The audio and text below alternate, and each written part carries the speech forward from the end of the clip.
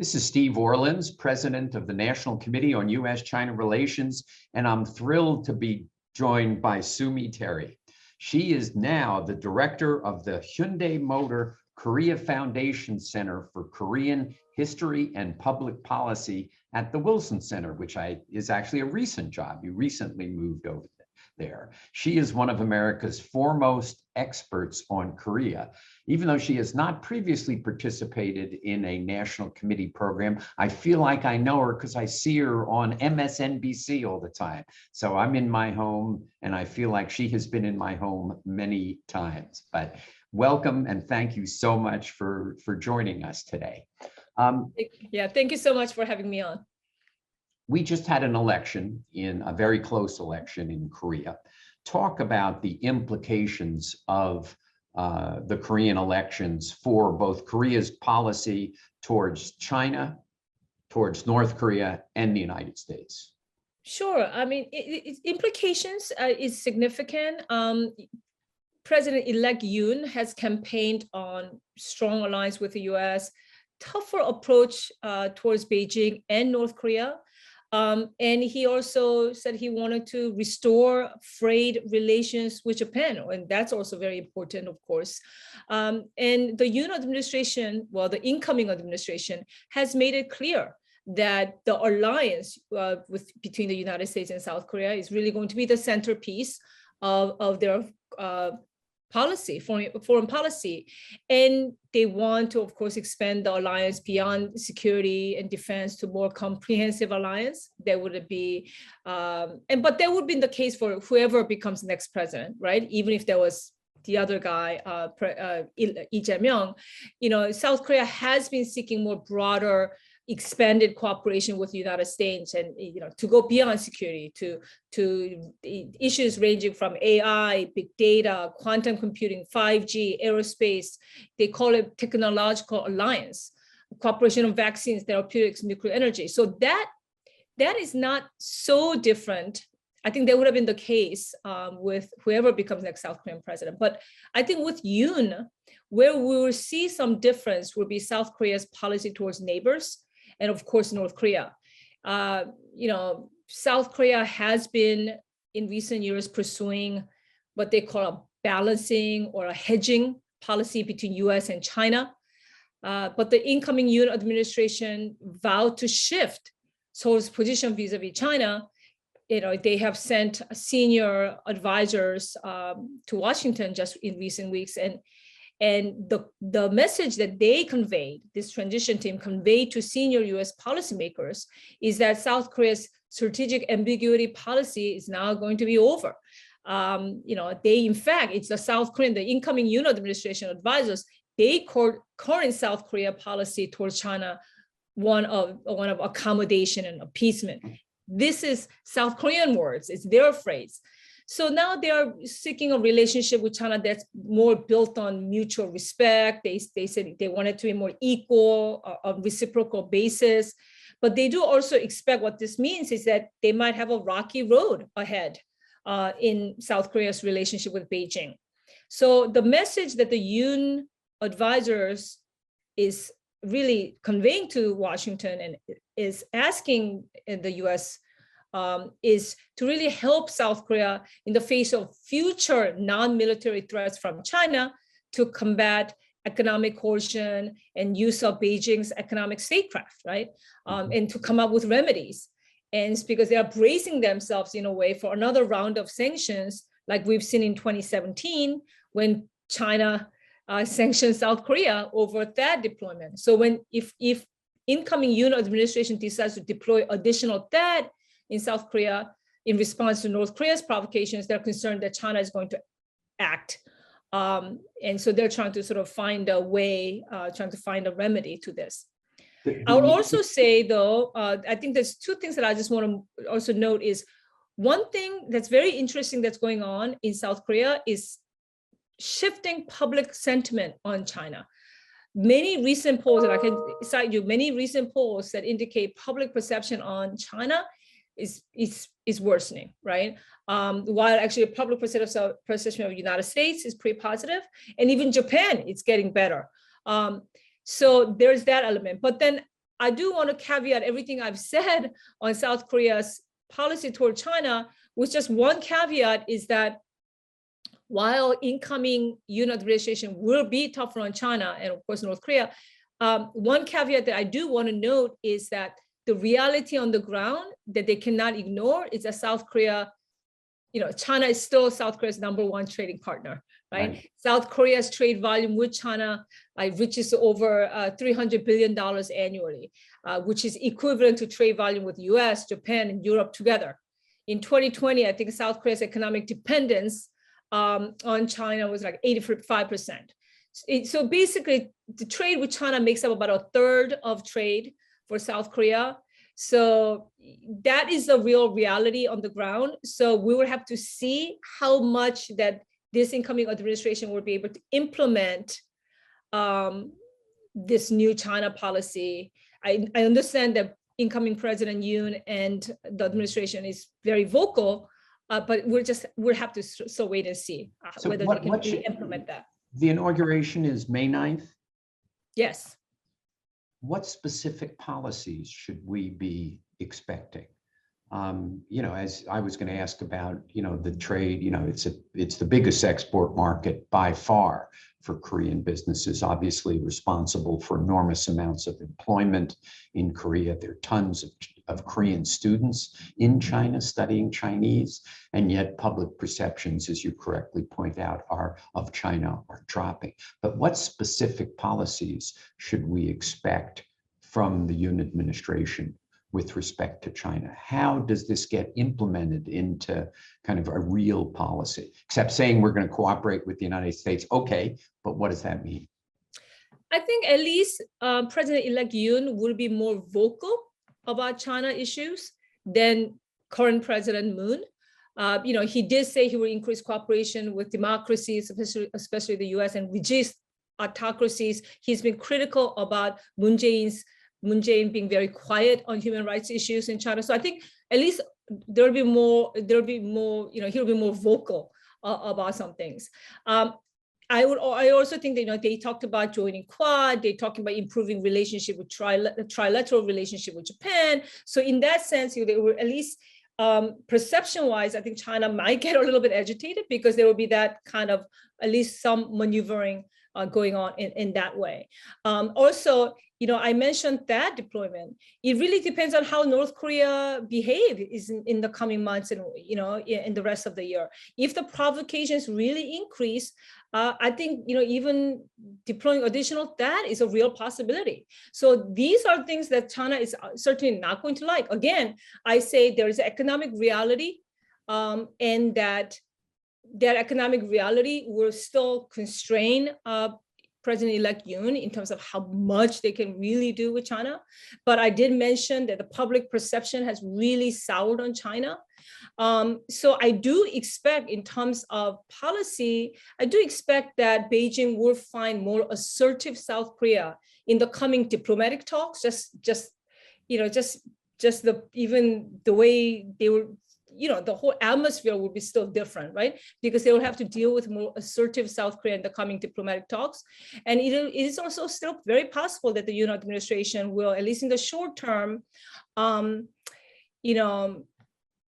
find opportunities to, let's say, to ensure critical industries are removed from the Chinese and Russian influence, such as energy, microchips, medications. There will be some policy steps that the Yoon administration take that Beijing is just not going to be happy with. Now, do you think the Chinese understand that THAAD, thermal high altitude defense system, is directed against North Korea, not directed against China? Did the Chinese, first of all, I guess the first question, is it? The second question, I think it is, but I'll ask you that. And the second, did the Chinese understand that it's not directed against them?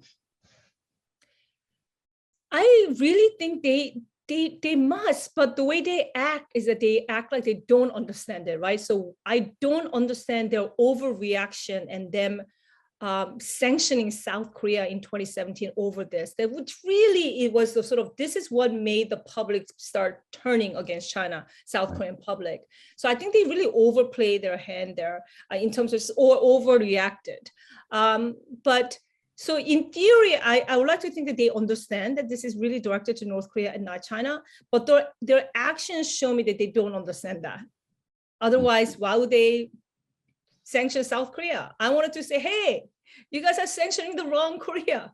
Sanction North Korea, right? Creating the situation where yes. that need to be deployed. Right. And they sanction the company in which where the I guess the system was placed. Yes, so latte. Right. You mentioned the Quad. You think the South Koreans will end up joining the Quad? Well, they certainly express interest in joining Quad, but it's actually not that easy because Japan is not quite on board with that right now. I think India, there's a pushback. So there's a little bit of a pushback from Japan, pushback from India. I think there's willingness to join Quad from South Korea, but it really depends on other members. So I think what would happen is, at least initially, they will join informally with these informal working groups on a whole host of issues they'll cooperate on, even though they don't formally join Quad. So kind of it will be a loose association, which actually might be better for their relations with China. China initially was kind of indifferent to the Quad. They now have come to be very strongly opposed to Quad and have recently been making analogies to NATO expansion is what the Quad, NATO expansion to Russia is what the Quad is to China, which is right. So I think probably for the incoming Yoon administration, that might not be a bad play because they say we want to join Quad, but then okay, it's really Japan and India and others are just saying slow down. So we'll be happy to join informally. So they score points about their willingness to join, but then they don't upset China. And then Japan and India and everybody's okay. And then they at least still work with everybody on more informally on a whole host of issues. So that might not be how, it might not be a bad play. I think that's how it's going to work out in the next couple years. As you said, China should be sanctioning the North Koreans, obviously, but they are to some degree, they still abide by the UN sanctions, not by American sanctions. Talk about North Korean behavior recently and the potential for another nuclear test. How long has the moratorium on nuclear tests been in effect? It's been quite a while since they've done a test. So talk about the ICBMs that got launched and the potential there for a new test. Yeah, I definitely think a new nuclear test is coming. It's been, since 2017, there was no nuclear test. But what the North Koreans like to do is cut the salami really thin, right? So this is why they've been testing a whole lot of weapons in recent months. So it's certainly, you should certainly expect it. North Korea has recently tested a missile for the first time that they announced that, what they described it as tactical tactical nukes delivery role, right? So they're moving ahead, and I think very likely, I as a North Korea watcher would say it's very likely that they will try to test tactical nuclear weapons. And what's motivating the North Koreans? There are a number of factors, right? First, I would say they're genuinely interested in diversifying their missile and nuclear arsenal, and then I would say also the external environment, I think, is actually looking pretty good for North Korea. And why I say this is because with the whole Russia's invasion of Ukraine, and then you have U.S. China deterioration of that relationship, that actually sets up this external environment for North Korea to test and sort of get away with it, because China is very unhelpful right now.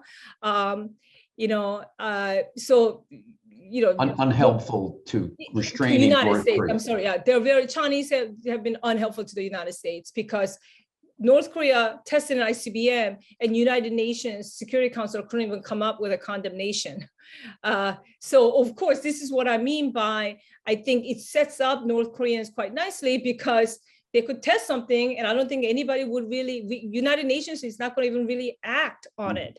And Washington, of course, the Biden administration is distracted, understandably so, with this Russia's invasion of Ukraine. So, and with Russia and China not being helpful in the UNSC, and with Washington being distracted, and North Korea is already on this path of trying to diversify, modernize, and expand their nuclear and missile arsenal.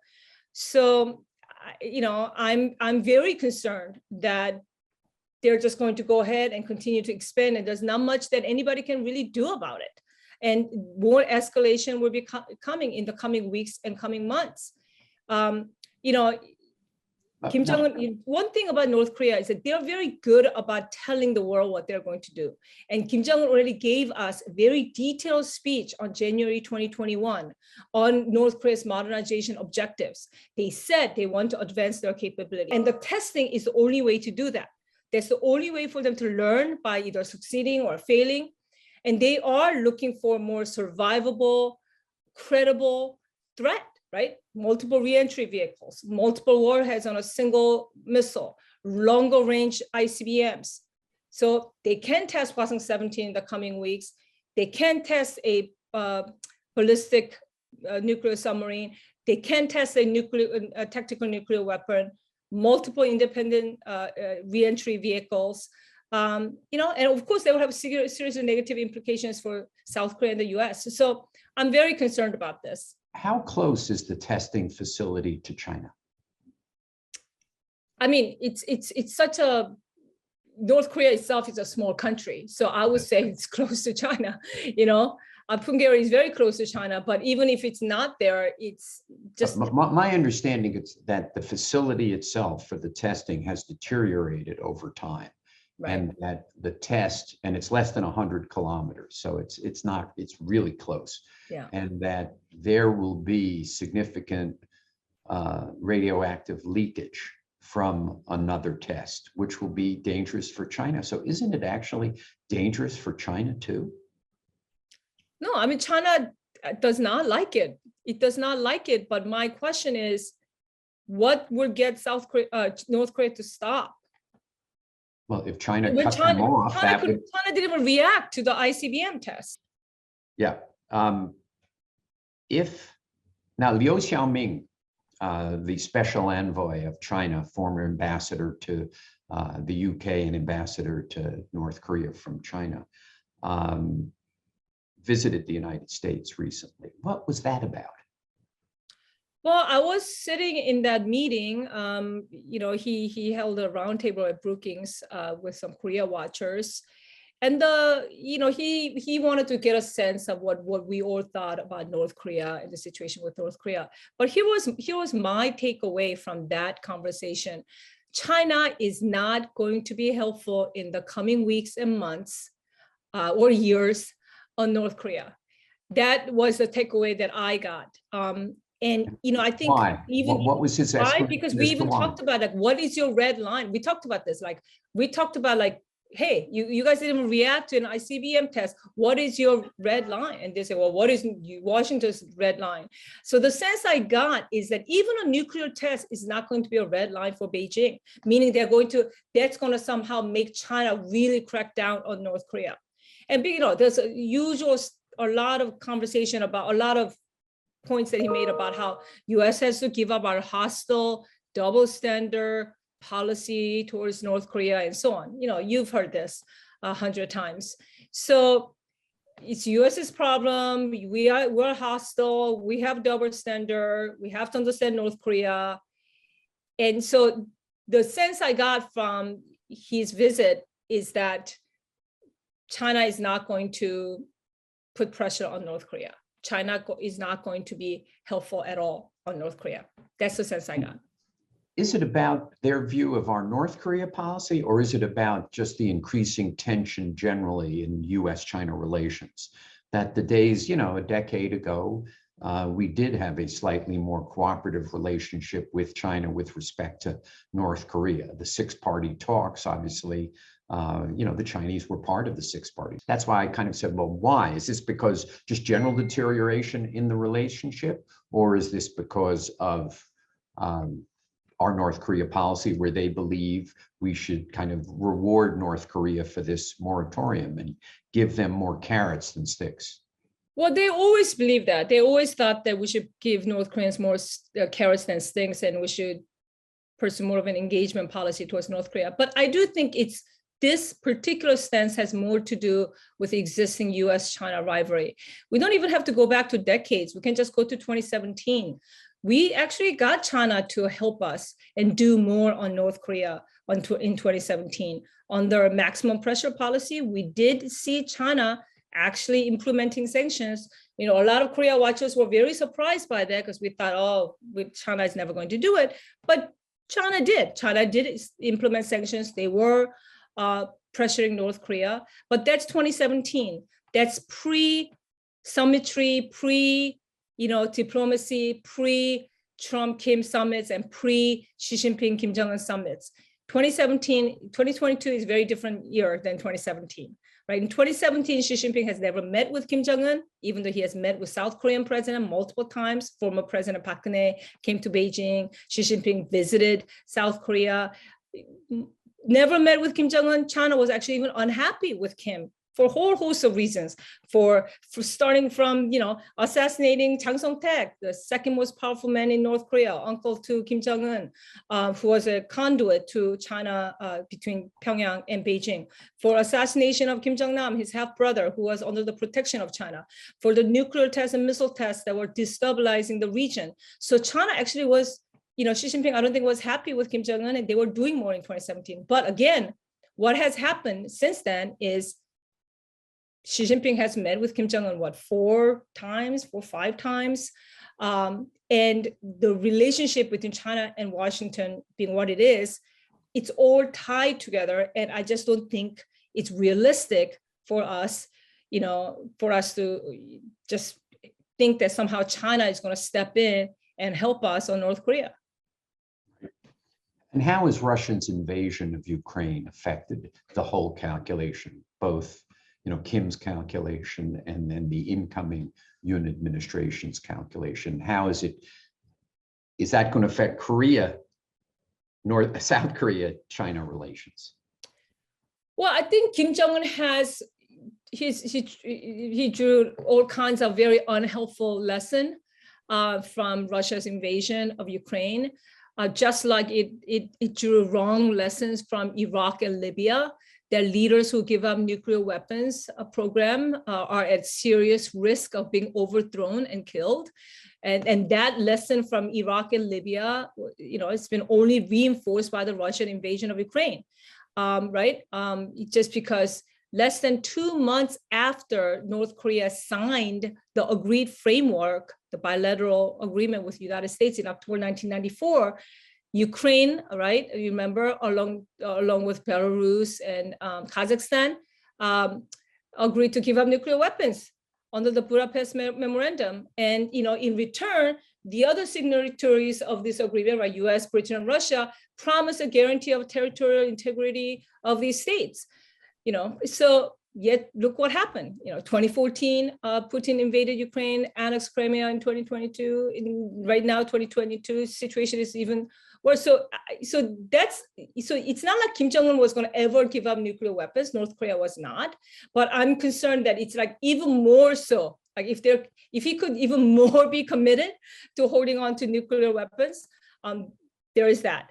And then, as I mentioned, like the second, what I mentioned earlier in our conversation, it's just, again, this environment then in a strange way is helpful for North Korea because the world is distracted. China and Russia is not going to be helpful, the North Korea question, and so on.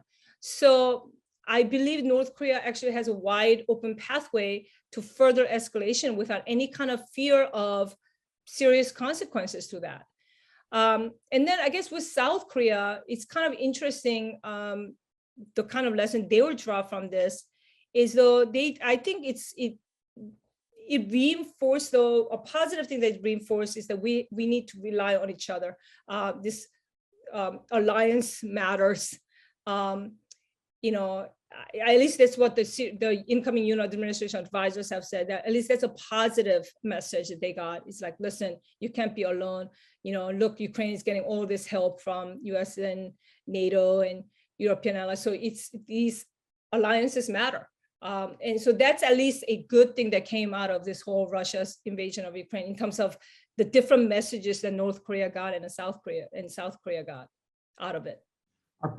I had an interesting conversation yesterday about, the effect of Ukraine on the Taiwan contingency. One of the interesting pieces of data that came out is initial polling suggests people in Taiwan have become more fearful. This is just a perception issue that kind of they thought wars like this were part of the 20th century. This wouldn't happen in the 21st century. Are people in South Korea becoming more fearful based upon Russia's invasion of Ukraine, which the Taiwan people, the polling suggests that's happening in Taiwan? I don't think South Korea, well, the South Korean public is sophisticated enough to understand that South Korea is not Ukraine, right? And North Korea is not Russia yet, or far from it. North Korea is 198th ranked economy in the world. It does not have the kind of, so I don't think South Koreans are worried about that. Although there is a lingering concern about just letting North Korea continue to develop nuclear weapons, because one of the messages that's coming out is Putin's threat of use of nuclear weapons is sort of deterring the United States or our European allies to do more in other ways, because we're so afraid of being dragged into the war. So North Koreans are getting the message, okay, we really, really need the nuclear weapons, not only as a deterrence, but we can use them to make threats, and that has benefits.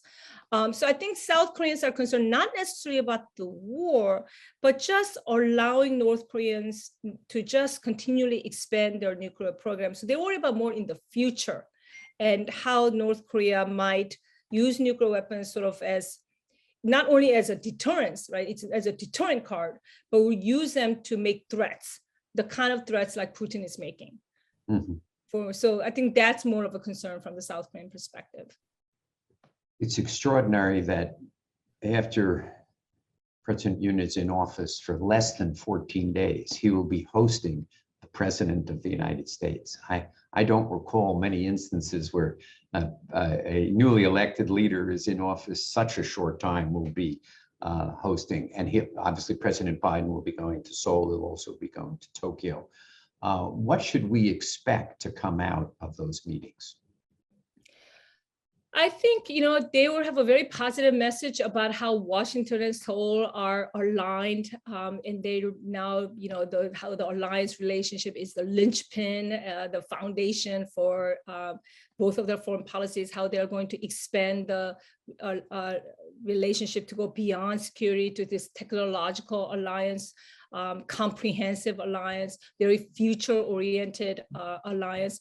The Yoon administration, the incoming Yoon administration, like to now call themselves, they say, well, we want South Korea to be like GPS, right? Global pivotal state, or not just a country that's just only focused on North Korea. And so the message that we're going to try to convey, or this message that's going to come out, is that South Korea and the United States, the two allies, have large agenda, and they're going to be partners. And now South Korea is going to wants to have more of a regional and global role.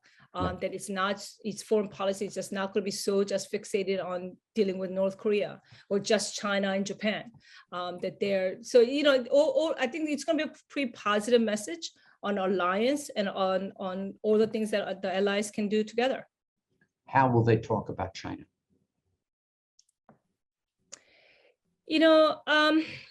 I think the U.S. understands that even though the Yoon administration and President-elect Yoon has been saying strong things about China, or more strong than the current administration, we're not going to put South Korea in a very uncomfortable situation. This is just the first meeting. So they will say maybe some broad language to just sort of address the regional issues, but I don't think the U.S. is going to somehow say, first thing you do, South Korea, is now have to come out and really crack down on China. So the usual language about peace and stability in the region, how you value and so on. So, but I don't think we're going to be necessarily pushing the new administration to just go hard on China right away.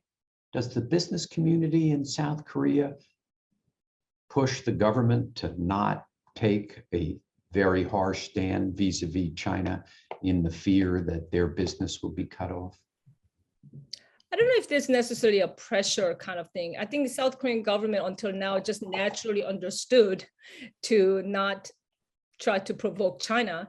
And look, I mean, this whole THAAD incident and the sanctioning of South Korean companies, that was just a wake-up call for the government, the businesses, and the people. So I think that message, the government does not have to tell, or the business people does not have to tell the government. Everybody understands what China is going to do because China already did it. That's sort of the, but as I said, there has been a negative repercussion to China behaving this way, including negative public perception about China. So what's interesting is the pressure on the government could actually come from the public, who's actually very increasingly unhappy with China. So to take a tougher position rather than that. Right. Interesting. Well, it's true in the United States. The polling in the United States has dropped precipitously in terms of perceptions of China. And the Congress reflects that, as does the administration. But this 30 minutes has flown by. This has been an incredible education for me. I'm sure it will be a terrific education for our viewers, but thank you so much for joining us. So happy to welcome you, well, to congratulate you on being part of the Wilson Center and to welcome you to your first of what I hope is many National Committee on U.S.-China Relations programs. So thank you so much. Thank you for having me on.